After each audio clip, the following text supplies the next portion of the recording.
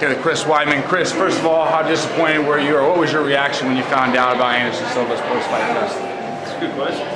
I haven't been asked that yet.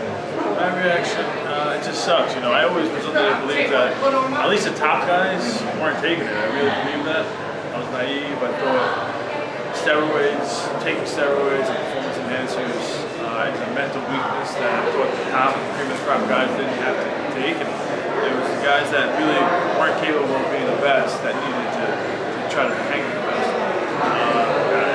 I'm just completely surprised that it's just such a sport. I gotta get outside. Let's go.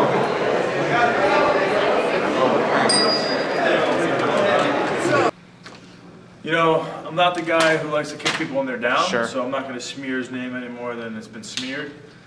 So I'm going to say is it's disappointing.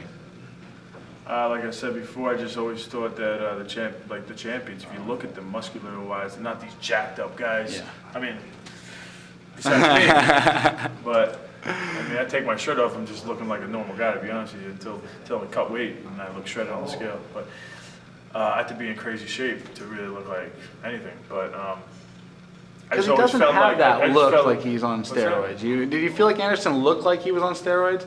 And do you feel like you can tell? Again, I don't really want to put down Anderson or give my opinion too much on what he looked like from what fight to this and that. You can tell from it. It's all speculation. There's no true answer. No one has the answer.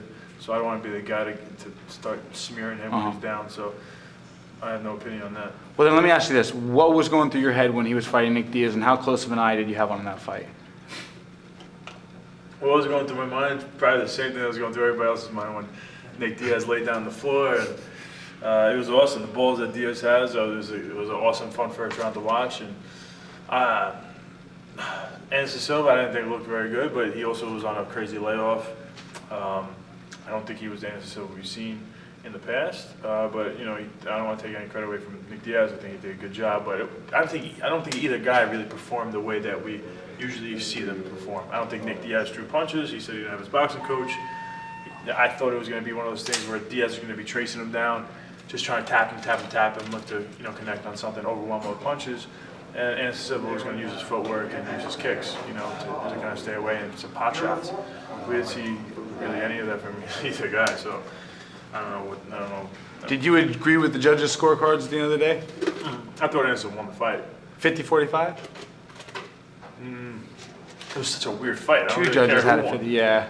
I don't think it was like, I don't know, it just wasn't like the usual fight that you see both of them fight, like they really want to win and going after it. I just didn't see it. All right, Chris. It felt like more of almost like a sparring match. Before we let you go, I just wanted to ask you about the UFC's new implementing of the drug testing and the new penalties that they're presenting. How does that make you feel?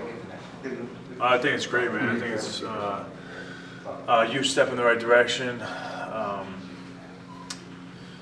It helps just clean up the sport. Obviously there's a lot of guys getting caught for steroids, and hopefully this is kind of makes them not want to take steroids anymore and cleans the sport up. But the thing that bothers me the most about this Anderson Silva thing and different guys getting caught is that it's more about the younger guys coming up.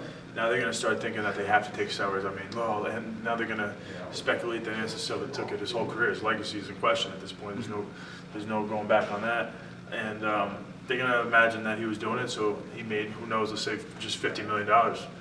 If he did that, he was able to, take care of himself for the rest of his life, him and his family.